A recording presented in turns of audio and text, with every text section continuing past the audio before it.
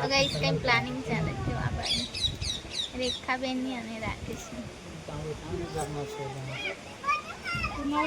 બપોરે મેં વિડીયો નહીં બનાવ્યો કેમ કે છે ને ગામડામાં હજુ પણ છે ને અમુક લોકો છે ને એક્સેપ્ટ નહીં કરતા કે વહુ કઈ રીતે વિડીયો બનાવી શકે, જે ખરાબ હોય તે જ વિડીયો બનાવે. તો આ હેલો ફ્રેન્ડ, જય માતાજી, જય શ્રી રામ. સ્વાગત છે મારા આજના નવા બ્લોગમાં. તો બ્લોગની શરૂઆત થાય છે સવારના 7 વાગ્યાથી અને અત્યારે અમે સેવસર ખાઈએ છીએ, હું અને આ સારો. પપ્પા ગયા હતા કેરી વેચવા એટલે માર્કેટથી લાવ્યા છે સેવસર. તો ભૂખ પણ લાગી છે અને હજુ ચા નહીં પીધી, તમે બધું ચાલ સેવસર જ ખાઈ.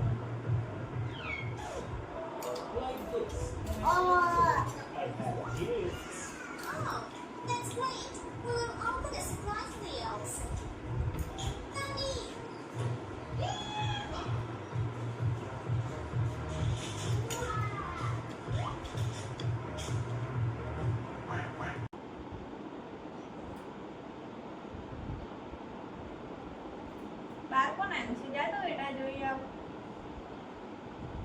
આસ્તા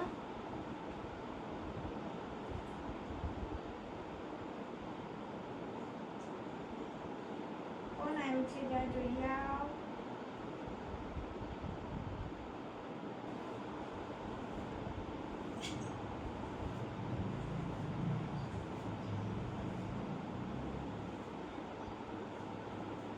આસ્તા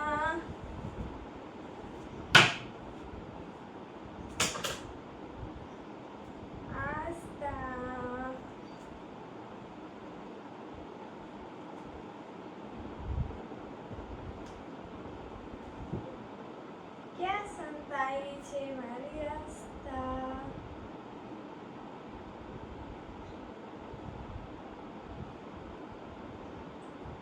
તો ગાઈસ હું નાઈ ધોઈને રેડી થઈ ગઈ છું અને આ પડદા પાછળ છે ને મારી આસ્તા રીસાઈ રહી છે. તો હું નાવા ગઈ ટીવી જોતી હતી અને પછી એને પણ નાવું હતું. જો અહીંયા સંતાઈ છે આસ્તા. આસ્તા તો એને મેં સવારમાં જ નવડાવી હતી અને એને કહીને હું ગઈ કે મેં નાવા જાઉં ને તું ટીવી જો. પછી એનું મન થઈ ગયું કે મમ્મા જોડે પાછી નાવે એટલે રીસાઈ રહી છે. તો હવે મારે પહેલાં તો એને મનાવવી પડશે. રીસાઈ ગયું છે મારું ઢીંગલું. તો આવું ખૂણામાં બેસી જાય. હા, પહેલાં છે ને બાથરૂમની બહાર બેઠું હતું, હવે અહીંયા બેઠું છે મારું ઢીંગલું. બધા જોવો આસ્તા કેવી રીસાઈ છે. દેખો દેખો. તો આસ્તાના વાળ કપાવવાના જાય છે. આજે નહીં કાલે નહીં કરતા કરતા બહુ મોટા થઈ ગયા છે. આસ્તા તો એ ચોટલી રાખતી નહીં એટલે સ્કૂલે જાય ને ત્યાં સુધી આવા જ રાખવાના છે. હા ને? કોણ આવ્યું છે? કોણ ખકડાવે છે દરવાજો?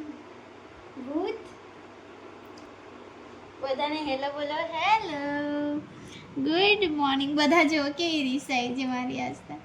Good morning. દાદા કાની નવડાવી હતી ને તને? ઉઠ ચાલ, મમ બનાવવા જઈએ.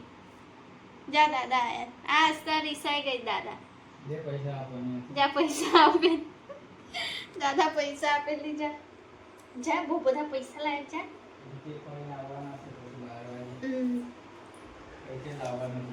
જા ચાલ ઉઠ. કાનની વાતરી રીસાઈ રહી છે અહીંયા. ચાલ ઉઠ, મમ્મા જાય છે હવે. દાદા જોડે બેસો તારે. હવે દાદા આવી ગયા એટલે મારે નહીં ટેન્શન, દાદા જોડે જશે. ચાલ ઉઠ. જા, દાદા ઉંચકી લેશે.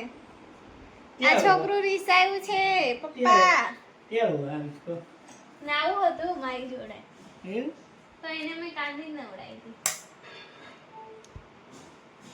उठती नहीं था एक बेटी। क्या हुआ? मैं गलती तो क्या हुआ? गलती तो क्या हुआ? मेरा बुढ़ा को क्या हुआ? मेरा बुढ़ा को क्या हुआ? ये क्या हुआ? ये तो पोटलू बन गया। રીસાઈ છે તો આસ્તા તો રીસાઈ છે એને દાદાને આપી દો, એને દુકાને લઈ જાય એટલે ખુશ થઈ જાય. કાને બી તો એક પકડી હતી, નાસ્તામાં ભરાઈ ગઈ હતી. હવે તૈયાર થવાયા. પેલું નહીં કરતા મારું તે કામ કર દો ને, કામ થઈ જાય.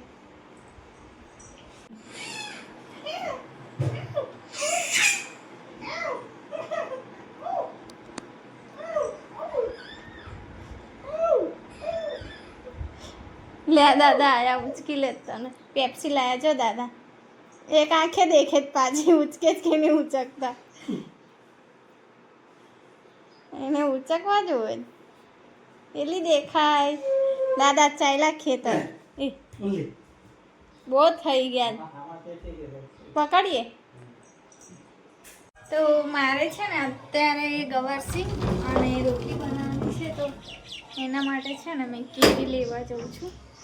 તો હવે કાચી કેરી છે ને બહુ ઓછા ટાઈમ માટે મળશે, લગભગ અઠવાડિયું મળશે, પછી તો બધી પાકી જ જશે. તો ગઈકાલે પાડી આવ્યા હતા ને પપ્પા અને એમ, તે છે દાદીના ઘરે મૂકી જ ને સવારમાં જ વેચી આવ્યા.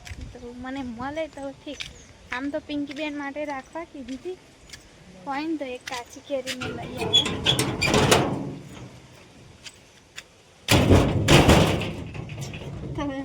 દાદીનો દરવાજો છે ને ખુલતો નહીં, તો અંદર આવીને દરવાજો બંધ થઈ ગયો, લાઈટ પણ નહીં ચાલતી.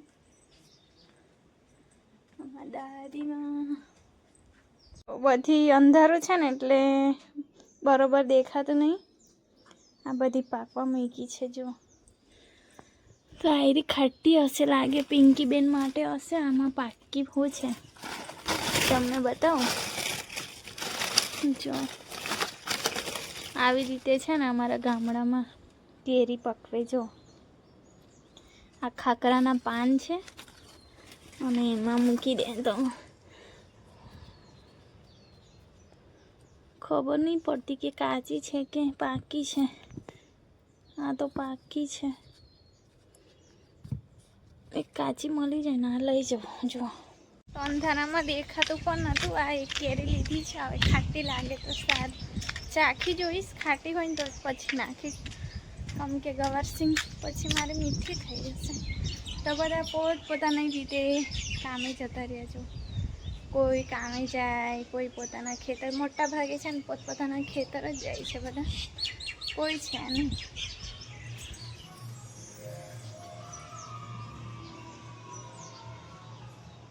તો પપ્પા આવ્યા હતા, મમ્મી બીજા ખેતર મૂકવા ગયા હતા અને પપ્પા કેળો બાજુ ગયા છે, એટલે કેળોવાળા ખેતર મોટર ચાલુ કરવા માટે.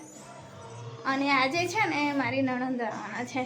તો નજીક હોય ને તો પછી યાર કેવું, આમ દૂર નણંદો હોય ને તો કદી મદી આવતા હોય, વેકેશનમાં આવતા હોય. અમારે તો નજીક છે એટલે કંઈ કામ પડે ને કહીએ એટલે તરત આવી જાય. તો રાજપીપળા છે 3 મારી નણંદો, તો ગમે ત્યારે કામ પડે તો આવી જાય. તો મેં છે ને ગઈકાલે બોલાવ્યા હતા કેરી લેવા, તો ગઈકાલે નહીં આવ્યા.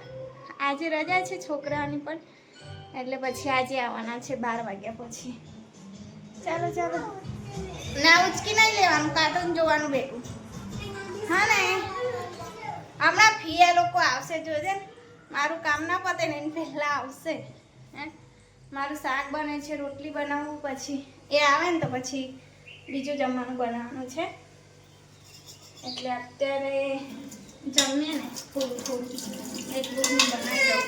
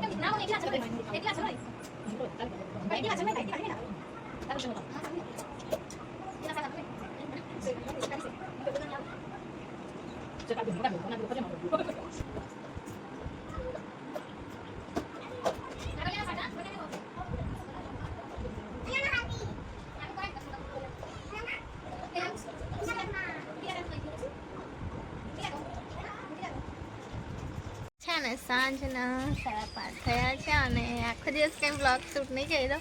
બચ્ચા પાર્ટી બધા આવી ગયા છે જો. તો થોડા મહેમાન આવી ગયા હતા એટલે જમવાનું બનાવતી હતી.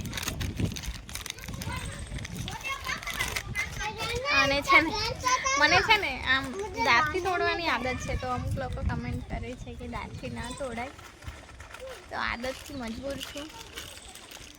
અને છે ને મહેમાન ગયા તો અમુક વિડીયોમાં ના આવે એટલે પછી હું વિડીયો બનાવતી જ નહીં. આખો દિવસ કંઈ વિડીયો નહીં બનાવે એટલે કે બપોર પછી. હેલો બચ્ચા પાર્ટી.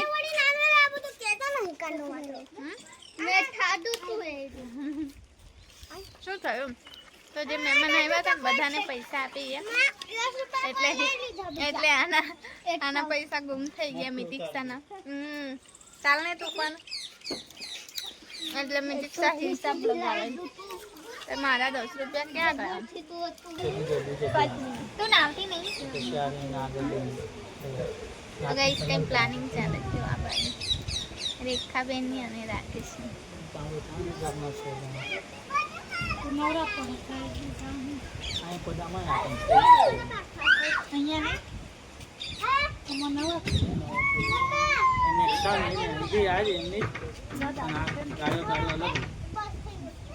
નાસ્તા નાઈ લે ચાલ.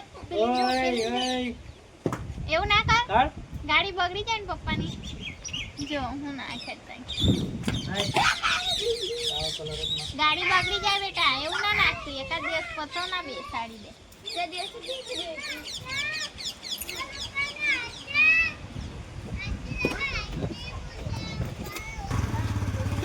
રહી જતો તો.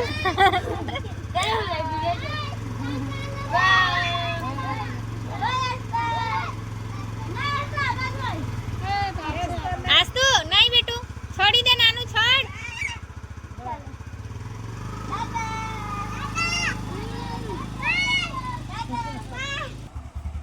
By Shruti, bye. ચાલો અમે ઊંઘવા માટે આવી ગયા છે. મેં આસ્થા અને નિદીક્ષા. તો રાકેશ ગયા છે જમીને ગામમાં બેસવા માટે મંદિરે. તો એ અડધો કલાક બેસી આવે જમ્યા પછી, થોડું ચાલી આવે, થોડું બેસી આવે એટલે જમવાનું પહોંચી જાય એટલા માટે. તો એમને મેં રોજ કહું છું કે ઉપર જાઓ, ચાલુ હોય ને તો ઉપર જાઓ, પણ કહેવાય ને કે બધા ભેગા હોય ને ત્યાં બેસવાની મજા જ કંઈ અલગ છે. અને બપોરે મેં વિડીયો નહીં બનાવ્યો કેમ કે છે ને ગામડામાં હજુ પણ છે ને અમુક લોકો છે ને એક્સેપ્ટ નહીં કરતા કે વહુ કઈ રીતે વિડીયો બનાવી શકે, જે ખરાબ હોય તે જ વિડીયો બનાવે. તો આજે જમાનો બહુ આગળ જતો રહ્યો છે. હમણાં બધા સોશિયલ મીડિયા પણ બધા બહુ કામ કરે છે. તો અમુક લોકોના વિચાર એવા છે એટલે પછી મેં કીધું જે એવા વિચાર રાખે ને, તો મેં એવા વિચાર રાખવાવાળા માણસો જોડે મેં છે ને વિડીયો જ નહીં બનાવતી. એટલે શું બેટા